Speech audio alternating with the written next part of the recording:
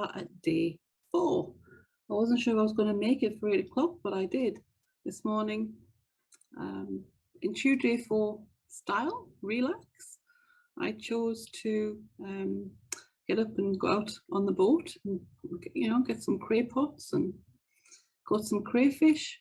Yeah, really, really good. Feeling relaxed this morning. Bit of sunburn and windburn, but it's all good last couple of days. So let's get into it. How was day 1? Refresh. Moving from that place of struggle, worry, anxiety, constantly striving into more of a place of ease and flow and relaxed confidence. And the mantra that came along with it. And day 2, focus. What did you learn? I'm curious. Let me know. Let me know if you're watching. Say hello. Give me some love. Hashtag replay if you're watching the replay. And day 3, yesterday, the energy and boundaries. I hope you loved the mantra you created, or that you felt you could connect with mine and use that. I'm really hoping these mantras are working for you as well with your 3 daily reminders. So day 4, relax. What's it all about? My invitation for you is to try for yourself, and here's why. It doesn't mean that you can take off to the beach. Well, you can if you want, but that's not really the purpose of the relax vitamin. It relaxes, well, I'll say it this way. If life gives you a lot to deal with, it's only because it knows how powerful you really are. It means you start to become open and aware and able to start releasing what doesn't serve you and make you happy. It's always the thing you're thinking about right now, for example, a source of joy. So for example, I'm thinking about right now, the crays, they're fresh from the ocean in a bucket. And I'm joyful, I'm excited that, when I finish this live, one of my jobs will be to go and prepare them. And then, but it's food for our table. So it's a source of joy for me. So I know I want to keep doing the crayfish pulling and that sort of thing. My mouse is just all over the place this morning. Doesn't seem to want to come to the screen that I want it to come onto. So like I said, what is it that you're thinking about right now? Tell me what it is in the comments. What's on your mind right in this very moment? And is it something that's bringing you joy? Or is it something that's, bringing you worry, anxiety, different emotion? If it's joy, then rock on. You're congruent with it. It's something that, is lighting up your being, if you like. However, if it isn't a source of joy, then it's something that you're not, aligned with. Relax, release it, let it go. This is what relax is all about. So something more joyful can come in its place. When we hang on to things and do things that, we're not really connected with, it drains. It's a source of draining of our energy. And then what works for me, what I find for me is that if I'm doing a lot of things that aren't joyful and intention, it drains my energy. So don't get me wrong, sometimes in life we have to do things that we don't particularly enjoy. And, perhaps it's the housework, cleaning the bathroom, the toilet, picking up the toys after the kids, whatever it is. Well, those activities may not be necessarily joyful, but they're a necessity sometimes in life. And so we can choose how we show up to do them. And for me, it's learning to manage my energy. So if I had to do tasks or things in my business that I don't particularly enjoy, I can either outsource them to someone else and release it completely, which is an option. Once you're growing your business, you can do these things. Otherwise, I still choose to do them, but I choose to do something else afterwards as a little reward for myself that I really enjoy, and that helps to boost my energy again. Because otherwise we get stuck in that could have, should have, but didn't, Does that sound familiar to you? Before you can truly live today, you must completely relax and let go of what it could have been, how you should have behaved, and what you wished you would have done differently. The past is the past, and that's where it needs to stay. We have this present moment, and we have the opportunity to become our best selves and meet our future selves right now. So simply accepting the fact that you can't change the past is a big thing. You know, this is the start of your journey. It's a big thing. And the options that come along, you know, once you've done this, once you realize these, they're yours, the choices for you to take. So when you embrace the present, the truth then that you begin to understand, and you understand the true power of forgiveness. This is what also comes as it relates to both yourself and to others. And there's such a beauty. There is such beauty in calmness, compassion in the gift of forgiveness, both for yourself and for others, as it acts to release you from the blame and the victimhood, you know, that you may be choosing to hang around in.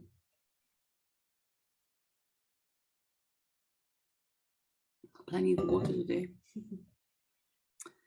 Then, you know, from this new awareness, from this place of growth that you know, you're entering into, if you like, you'll be free to take the next best step forward. So I invite you to relax, let it go, let go whatever it is in this moment that is not joyful, even just for today. Try it on, see how it feels. After all, you're never given more than you can handle.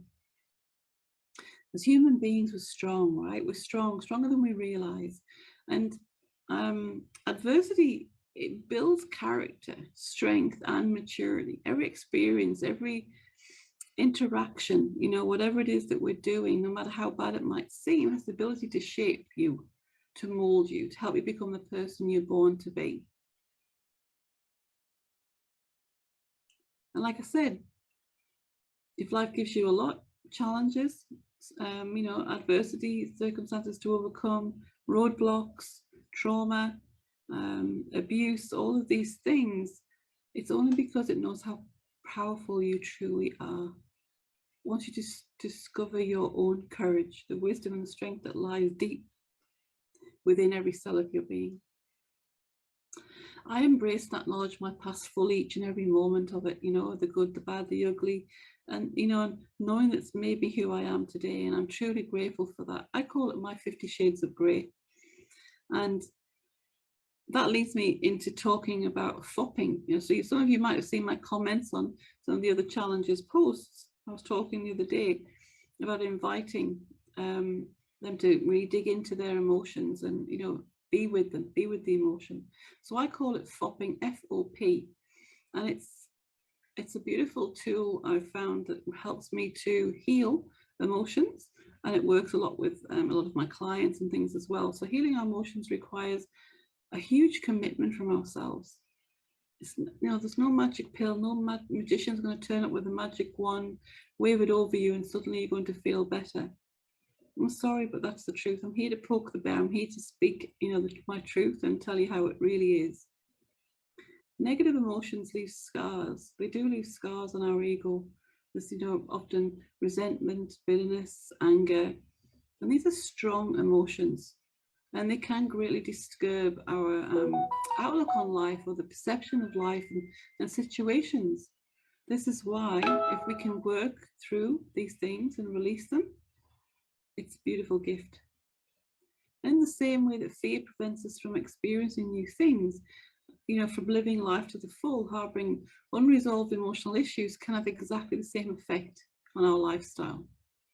So for example, you know, you may avoid going certain places in case you bumped into who knows what, or like you say, you're avoiding certain people, you're refraining from saying what you think in case you're shut down or you don't have the confidence to speak up. You may be shy, you know, from certain experiences in the past, things that have happened that you've made meaning of. We are meaning making machines, you know, after all, that's part of our innate makeup.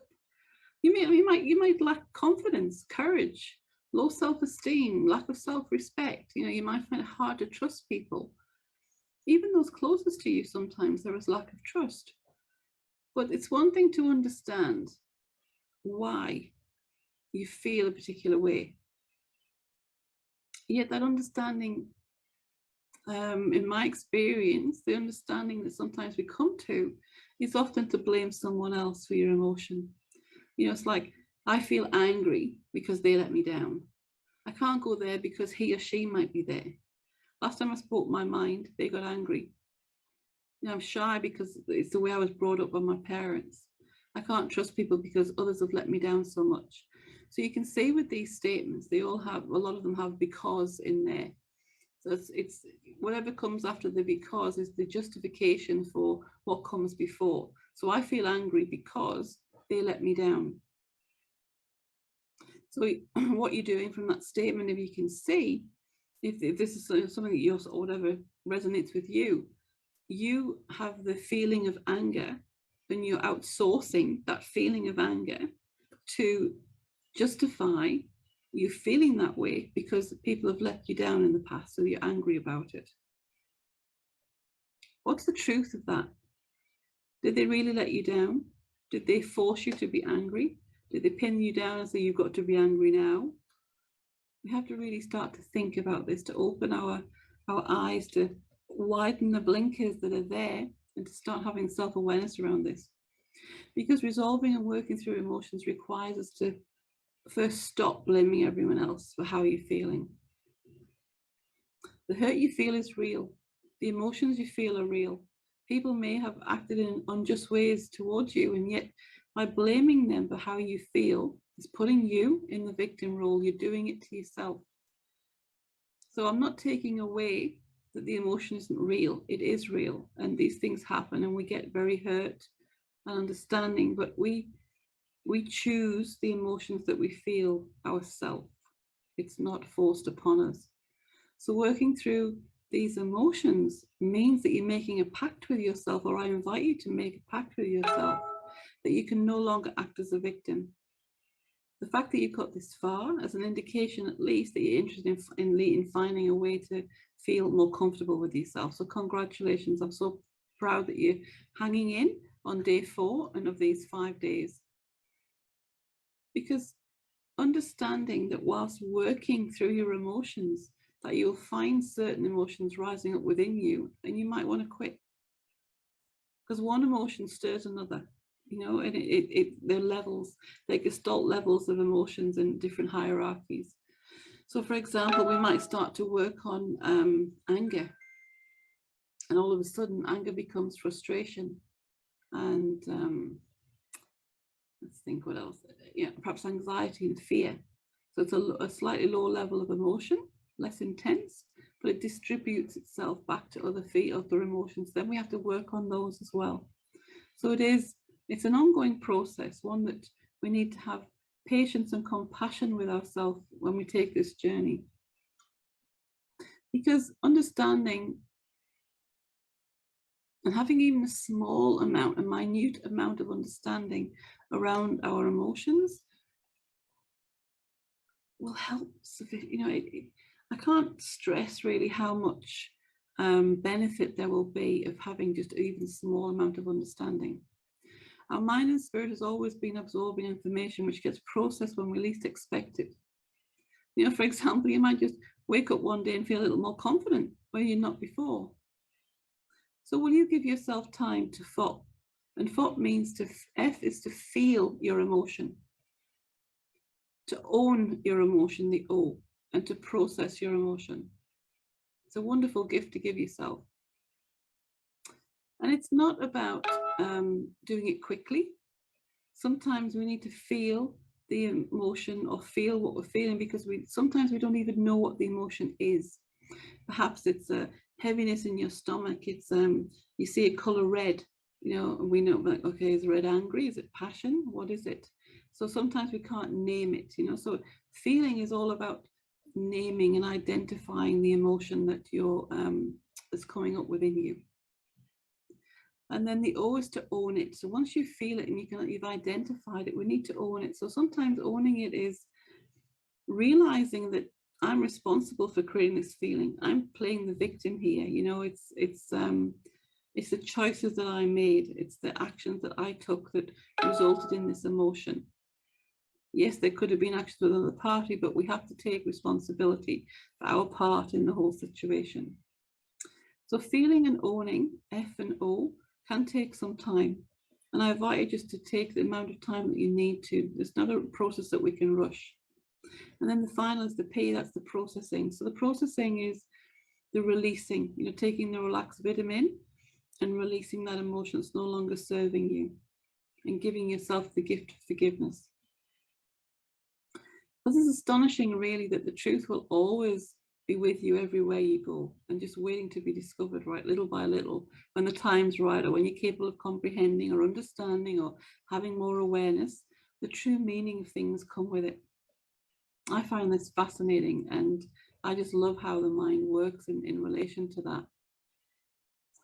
Because ultimately, it takes no outward things to discover what's always been centered within you. Again, we come back to externalization. We focus on our own thoughts, on our own processes, our own beliefs, our own conversations. So sometimes you might need to take a focus pill with a relax pill, and that's fine. And then have some energy in there too to set a boundary around what you discover. And remember, refresh. It's just, a new day. It's a new start. So we can do this. The question is how? And the answer really is becoming functionally selfish. It's the inner voice, that won't start a regular conversation with you if it's within you. Everything that could be discovered has, and every dot that could be connected is already there. It's already there deep within your subconscious mind. It's just waiting for you to uncover the roadmap of it. And this is when we offer ourselves the opportunity to tune in, if you like, to tune in to, to tweak a little bit and stream the infinite wisdom that originates deep within us, our inner voice, our intuition. When we turn our focus on our own thoughts, our own conversations, our own internal dialogue, then this is what happens. And it's subtler than you might think. You might not even notice at first, that a positive development in your life originated from such deep thought. Because like the quote from Shosky, truth only reveals itself when one gives up all preconceived ideas. So the mantra for today, my mantra is around relax, is everything that I choose to release today is for my highest good. So again, please feel free to use that one or create one that resonates with you. I'd rather you have something that you really can embody. Another drink quickly, and then we'll go through the home play.